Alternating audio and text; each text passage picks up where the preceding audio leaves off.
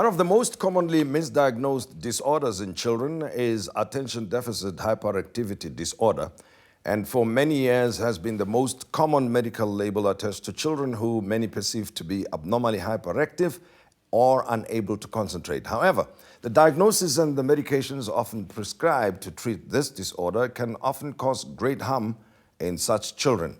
And we are joined to discuss What the Fuss About ADHD. That's the title of the book, the symptoms, why so many children are so easily misdiagnosed, as well as the traditional and alternative treatments that are available. The author of the book is child psychiatrist Dr. Brendan Belsham. Dr. Belsham, pleasure to have you with us. And thanks for being with us. I've heard so many times that children, such and such a child has got ADD or ADHD, and somewhere I'm confused whether they are the same thing or two different conditions, ADD and ADHD, as well as the prevalence of such a disorder in children, because it gets discussed so many times that you think 50% of children present symptoms of ADD or ADHD. Indeed. Tim, so the proper term for the condition is ADHD. Yes. Attention Deficit Hyperactivity Disorder. Yes. People do use the term ADD, but they use it loosely. And really what it refers to is a particular type of ADHD where one doesn't see the hyperactivity. So not every child with ADHD has hyperactivity. Some children are just inattentive and dreamy and stare out the window. They're quiet, but they're unfocused. And that would be what people refer to as ADD. And it's often, interestingly enough, common in girls. So the typical ADHD child with impulsivity and hyperactivity is a boy. And often one finds that girls have the more inattentive type, which would then often be called ADD. But we'll talk about the broader symptoms in a moment. One could argue that any person would be in that situation now and again, including adults for that matter, that it's more a situational thing, isn't it? That you can be caught not paying attention Indeed. When you should be, or sometimes you're too excited, you got a bonus from work, or you've got a new lover, or you've just bought yourself, whatever it is. You've won in the casino, and therefore you're ADHDing, so to speak. In that moment. In that moment, yes. It's important to remember that, yes, these symptoms can occur in children and adults to some degree at any stage of life. Yes. But to make the diagnosis, and this is what's critical, the symptoms have to occur for an extended period of time, more often than not, and in more than one setting. So it's not good enough to just say, in maths class, Johnny is inattentive. Yes. One needs to be able to see that it's across different classroom scenarios, at home and at school, possibly at extramurals, at soccer practice. And so there's an extensivity to the condition that's not just isolated to one moment in time. Otherwise, it's not the condition. Okay, so parents invariably are the first to observe that there's something that might not be okay here. What exactly goes on with a child who presents with ADHD symptoms?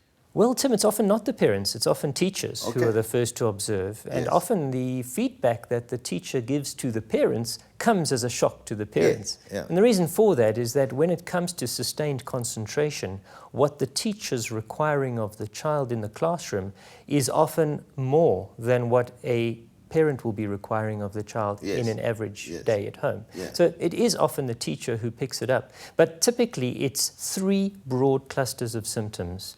Inattentiveness, so short concentration span, easy distractibility, daydreaming, not listening well to instructions. Hyperactivity, which is restlessness, even talkativeness.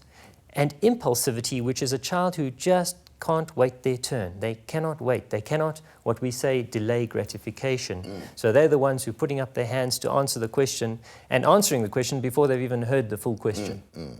So those would be the typical things, The typical symptoms. But how does it affect, let's say, a parent and a class situation when you have a child who presents with those symptoms? There's a number of ways it can affect a child, but the most important is academic underachievement. And this is very important because a lot of children with this condition are labeled as being slow learners, as being naughty, as being disruptive, when in fact they have this condition of poor concentration or poor impulse control, which causes them to underachieve for their potential. So even if you have a very bright child, and of course this condition can occur in any child from the brightest to the slowest and everyone in between, but it causes a child to underachieve for their potential. And it obviously has an effect on their self-esteem in time, right? Exactly, and that's one of the important factors we look at in making the diagnosis. Because it's one thing to have the checklist of the symptoms, but it's quite another to see how those symptoms are impacting on the daily functioning of the child and indeed on their self-esteem. In broader terms, how does it affect the life of such a child as they grow and develop? I mean, it may be diagnosed at an early age and we can look at potential causes of that, but as they grow older, what happens to the life of such a person? Well, that's a very important question because the thinking around ADHD has changed in recent years. In previous times, it was assumed that by the time you got to your teenage years, around 13, that the condition disappeared and you didn't need treatment and you didn't need intervention. We now know that's not the case. And in at least 2/3 of individuals with this condition, the symptoms actually persist into adulthood. So around 60–67%. Now, that doesn't mean that every adult who still has the symptoms needs to be on medication. Many don't, and they've learned to cope with maturity. And that's a very key word with this condition, is that as the child matures over time, they generally get better at managing their symptoms, often without the need for medication. Are there any particular causes that have been isolated? ADHD is one of the most heritable, one of the most genetic conditions we see in all of medicine. So the most important risk factor for ADHD is having a first-degree relative who's also got ADHD. So it tends to run in families. But there are some very important environmental factors which also contribute to the cause of the condition. And most importantly, it's what happens when the child is in utero, when the child is in the womb of the expecting mother. Certain lifestyle factors can aggravate the risk for ADHD, including the mother smoking in pregnancy, including maternal alcohol abuse in pregnancy, and even things such as maternal stress in pregnancy increase the risk for that developing child to have ADHD later on. Let's look at the help that's available then. And can it be reversed, and what sort of treatments are available to reverse or to manage? Tim, I'd like to add a third word there, and that's prevention. If I can just briefly speak about prevention, which is the most cost-effective way of treating any condition, is to prevent it happening in the first place. And that comes back to those important maternal health aspects in pregnancy that I was mentioning earlier. But also, it is very important in those first 12 to 18 months of a child's life that there is healthy attachment, healthy bonding between the mother and the child, which is consistent and which is interfered with by excessive electronic screens. Please can I mention that, because there's a tendency these days to use iPads and TVs as babysitters for very small kids. And that is unhealthy for any child, and it's a risk factor for the later development of concentration problems. I think we have to underline that, right? Please underline that one. But in terms of treatments, no, there's no treatment that reverses the condition per se. It doesn't cure the condition, but there are very effective treatments which can control the symptoms and allow a child, and an adult, to live a very healthy, productive life. And those medications are available. They're available with the correct script from the correct doctor. And yes, as you mentioned in your introduction, they have potential side effects, but they can also be life-changing if used correctly. But it means you have to be, for lifetime, be on such medications? Not necessarily. Okay. Not necessarily, because of the factors I was referring to earlier, the importance of maturity. And very often as kids get into their high school years, they've got better, they've got more mature, they've got a sense of how to manage their lives, how to manage their time, how to be more organized without a parent or a teacher nagging them to do their work all the time. So things can get better with time. Ritalin was one such popular medication in the past, and I recall, it caused so much controversy, at least here in South Africa, for quite some time. I actually wondered what happened to Ritalin. I haven't heard of Ritalin for some time. Tim, it's very much still around, very much still a popular and, dare I say, effective treatment for this condition. Yes, there's lots of controversy around it, and similar medications that are used for the condition.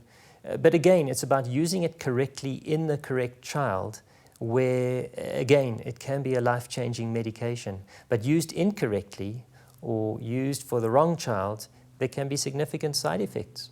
Okay, now if you are a parent and you detect the symptoms that we spoke about, what steps should you take? What should you do? Because many parents want a quick solution. You spoke about electronic gadgets around children, television and so on, to babysit them. So you come across a problem in a child which requires management, which might be a full-time thing going on. Say, you know what, doc, please put my child on Ritalin, when you could be considering other things. What do you think? Indeed. Well, I think the first step, Tim, is for the parent to seek the advice of an appropriately qualified professional. Now, that doesn't necessarily have to be a medical professional, but certainly if there's a view to possibly using medication, then it has to be a doctor. And really, there's a number of specialists who are involved in this field. Child psychiatrists, such as myself, neurologists, and pediatricians are all involved in diagnosing and treating this condition.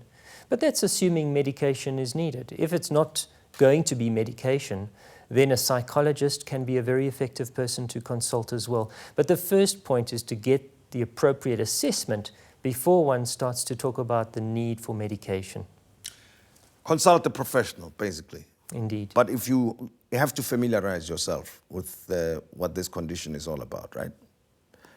What's the Fuss About ADHD is a book written by Dr. Brendan Belsham. He's a psychiatrist himself, and he outlines all the issues you need to know about ADHD in this book and offers advice on what to do if you are living with ADHD, being a grown-up, or you have a child who presents symptoms of ADHD. Thanks very much. Thank you, Tim. Much Pleasure. appreciated, Doctor. Thank Well, you. we hope that you learned something from this, and of course it's a problem that many, many parents are frustrated about. But go get yourself the book, What's the Fuss About ADHD by Dr. Brendan Belsham.